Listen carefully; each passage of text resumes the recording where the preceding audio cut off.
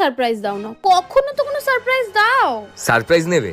হ্যাঁ। ঠিক আছে চলো, তোমাকে আমার সেকেন্ড বউয়ের সাথে আলাপ করিয়ে দিই। শোনো, রুম্পা ভাবি একটা চাদর কিনছে, কি সুন্দর দেখতে, আমাকে একটা কিনে দিবা? লাল কালারের একটা চাদর, মাঝখানে গোলাপ ফুল আঁকানো, ওইটার কথা বলতিছো? হ্যাঁ, চাদরটা অনেক সুন্দর, কিনে দাও না। আরে না, ওই চাদরে খালি গায়ে শুলে গাছ উল্কায়। Bye bye, tata, goodbye, Gaya.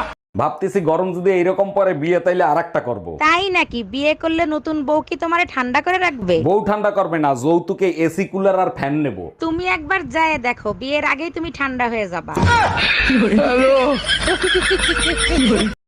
আচ্ছা, গরমের ভিতরে কি করলে শান্তি এবং আরাম পাওয়া যায়? লেবুর শরবত, বেলের শরবত আর আইসক্রিমে অনেক শান্তি পাওয়া যায়। হ্যাঁ, শরীর ঠান্ডা থাকে।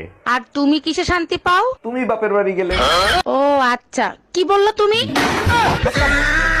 কপালটাই পোড়া। এই শোনো না, আমি বয়রা না, বলো শুনতিছি। তোমাকে বিয়ে করে আমার জীবনে চরম একটা উপকার হয়েছে। এই কি উপকার? বলো না, বলো না গো। এই জীবনে যত পাপ করছি তার সাজা এই দুনিয়াতেই পাইছি। কি বললা তুমি?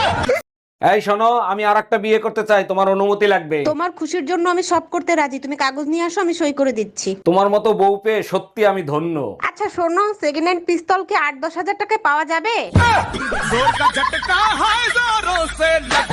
আমি মেলায় হারিয়ে গেছি আর আমাকে না খুঁজে তুমি বাসায় চলে আসছো? অনেক খুঁজছি, পাই নাই, তারপর মাইকিং করে বাসায় চলে আইছি। তুমি করছো মাইকিং? কি বলছো মাইকিং করে? বলছি আমার বউ হারায় গেছে, যদি কেউ পান তার বাপের বাড়ি পাঠায় দিয়েন।